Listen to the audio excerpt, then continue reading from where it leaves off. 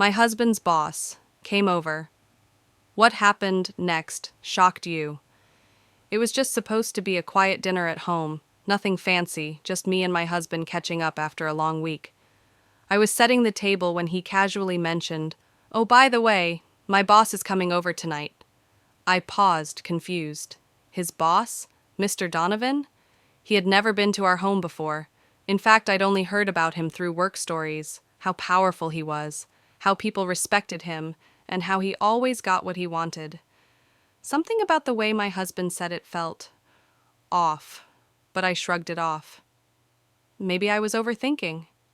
A couple of hours later, there was a knock at the door. My husband rushed to answer it, and that's when I saw him, Mr. Donovan, tall, confident, and dressed like someone who walked straight out of a luxury magazine. The moment our eyes met, I felt a strange chill run down my spine. He smiled at me, but there was something behind that smile I couldn't quite explain, polite on the surface, but it felt like more. Dinner started normally, full of harmless work talk between the two of them. But as the evening went on, I couldn't ignore the way he kept looking at me, not just glancing, watching, like I was part of some silent game only he understood. His questions started getting personal, his tone a little too familiar. And the way he acted when we were alone, even just for a moment, it changed everything. I kept asking myself, am I imagining this? Or is something really wrong here? What happened that night caught me completely off guard, and what he said before leaving, I still can't forget it. And trust me, you won't either. I tried to carry on with the evening like everything was normal, but deep down, something felt off. Mr. Donovan had this strange presence, the kind that made a room feel smaller just by him being in it. My husband, as usual, was too caught up in work conversations to notice anything. He was excited to have his boss over, proud even, but I couldn't focus. Every time I looked up, Donovan's eyes were already on me, calm and steady, like he was waiting for something. At first, I thought I was just overthinking. Maybe it was all in my head. But the way he asked questions, so casual yet so pointed, it felt like he was testing me, trying to see how I'd react. He asked how we met, where we lived before, and then slipped in a strange question about what kind of people I used to date. It caught me completely off guard. I laughed it off, tried to keep things light, but there was something about his tone that didn't sit right. I excused myself to the kitchen, just for a minute of quiet. I needed to clear my head. As I stood there, rinsing dishes, trying to shake off the uneasiness, I suddenly felt it again. That feeling of being watched. I turned, and there he was, standing in the doorway. He didn't say much, just a few words that felt like they held more meaning than they should. Compliments, observations, the kind of things that sound innocent but feel heavy, like he was trying to read me, understand me, push some invisible line just to see how far he could go. My mind was racing. I didn't know if I should say something to my husband or let it go. I kept telling myself maybe Donovan was just overly confident, a bit too comfortable. But something deeper told me this wasn't just a friendly dinner. There was an energy in the room I couldn't explain. I kept thinking, why now? Why tonight? He'd never visited before, and now suddenly he wants to have dinner at our home? There had to be more to it, and just when I thought things might settle, just when I tried to breathe again, he said something I still can't shake, something that made me question everything. I stood there, holding a plate, pretending to focus on the dishes, but my mind wasn't on the sink. It was racing. The words Mr. Donovan had whispered lingered in my ears like a warning I couldn't ignore.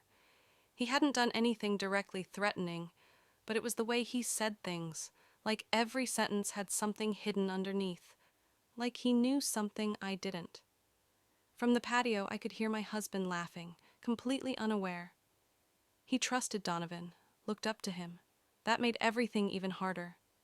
If I said something, would he believe me? Or would he think I was imagining it, overreacting? The worst part was, Donovan knew exactly how to stay on the edge of wrong, never crossing a clear line, but always close enough to make me feel it. Dinner ended, but Donovan didn't leave right away. My husband offered him a drink, and they moved to the living room. I stayed behind trying to calm myself, but when I heard my name, I froze. "She's got a strong presence," Donovan said casually. "You can tell just by the way she walks into a room." My stomach sank. That wasn't a normal thing to say, and the way he said it, it didn't sound like a compliment. It sounded like he'd been watching me longer than I realized. Later, while my husband stepped away to take a call, Donovan approached me again. This time, the silence between us said more than the words. He leaned in slightly, too close for comfort, and said with that same calm voice, "You know, there's something about you." I noticed it the moment I walked in. I didn't respond. I didn't even move. I just stood there, every part of me tense. But then something strange happened. He smiled again, only this time it wasn't just confidence. It was control. He knew exactly what he was doing, and I started to wonder, was this the first time he had done this? Or was I just the latest in a long list? That thought unsettled me more than anything. Because if this was a pattern, if Donovan had done this before, what if no one had ever said anything? What if no one ever warned me? And worse, what if no one would believe me now either? My heart was beating louder than ever, but on the outside, I stayed calm. I smiled when needed, nodded politely, and said all the right things. But inside, I was waiting, counting the minutes until Donovan would finally leave. Each second felt heavier than the last. My husband came back from his call, completely unaware of the storm quietly building around us. He laughed, offered Donovan another drink, and chatted like the night was just a casual visit. I wanted to scream, to say something, anything, but Donovan's eyes found mine across the room, and I froze. There was something in his gaze, a silent threat or maybe a warning. I couldn't tell which. As they talked, Donovan kept slipping in small remarks. On the surface, nothing seemed wrong. But I heard the layers in his tone, the way he mentioned loyalty, the way he praised people who knew how to stay silent in delicate situations. Every word felt like it was meant for me. My hands stayed locked together in my lap, cold and tight, like they were holding back all the panic running through me. At one point, my husband stepped away again, this time to take a work call. That's when Donovan looked at me, slow and calm. "You know," he said softly, "if you ever feel like you're not being seen, some people are always watching." I didn't answer. I didn't blink. I just stared ahead, refusing to give him anything. But my silence only seemed to fuel him more. He stood up and walked slowly toward the kitchen again. "Mind if I get some water?" he asked, but didn't wait for my answer. I followed, not because I wanted to, but because I had to. I couldn't leave him wandering through my house alone. As we stepped into the kitchen, the energy shifted. It was just the two of us now. The space felt smaller. He stood too close again, too quiet. "You know I admire strength," he said suddenly, "especially in women who pretend they're not afraid." I took a step back. My fingers brushed the edge of the counter. My breath caught. "Don't," I whispered. He didn't touch me, but he didn't have to. His presence alone was enough to trap me in place. Then we heard it. Footsteps. Heavy, fast, approaching from the hallway. My husband's voice. And for the first time that night, Donovan finally stepped back. But it wasn't over. Not even close. My husband walked into the kitchen, his voice light and casual, holding 2 drinks in his hands. "Everything good in here?" he asked, looking between us. I nodded quickly, forcing a small smile, hoping he couldn't see the way my shoulders had stiffened. Donovan's face was calm as ever, his smile polite.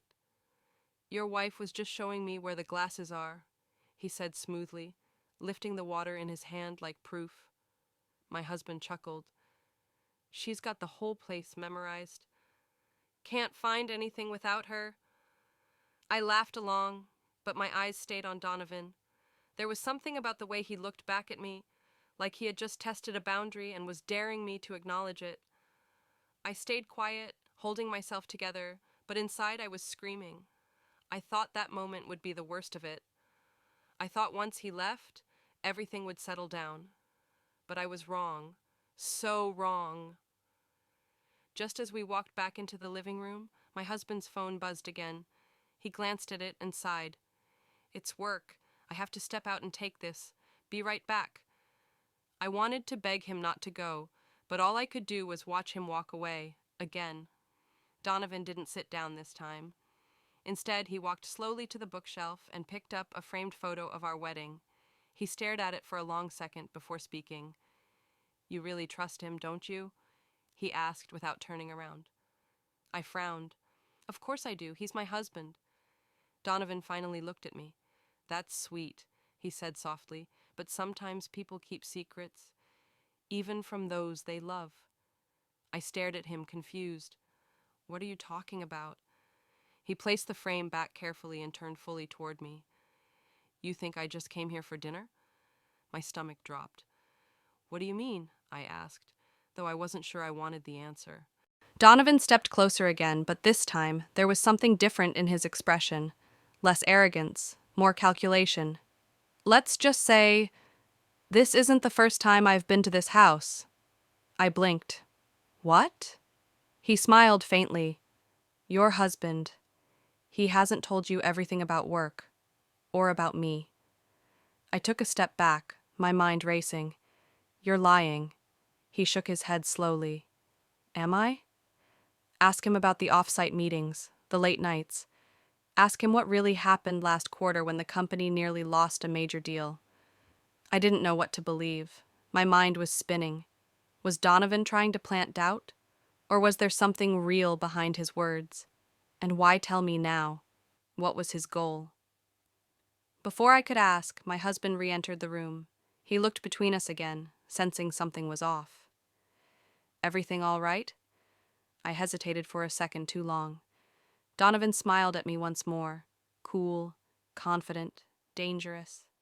Everything's perfect, he said. But I knew better now. This wasn't just about uncomfortable glances or strange questions anymore. Something bigger was happening, and I was standing right in the middle of it. My husband glanced at Donovan, clearly sensing the tension now. What's going on? He asked, his voice sharp. I opened my mouth to speak, but Donovan beat me to it. She deserves the truth, he said calmly. You can't keep hiding it forever. My husband's face changed in an instant. His jaw tightened, and his eyes flicked toward me, then back at Donovan. This isn't the place, he muttered. It's too late for that, Donovan replied. You should have told her the moment it started. I looked between them, my heart pounding. Told me what? I asked. What is he talking about? My husband looked down, running a hand through his hair. For a long moment, the room was silent except for the faint hum of the refrigerator. Then finally he looked at me. There was an investigation, he said quietly. About a deal that went bad last year. I didn't want to worry you, so I never brought it up. Donovan was part of the internal audit team. That's why he's here. He's not just my boss. He's the one who decided whether I'd keep my job. I stared at him, stunned.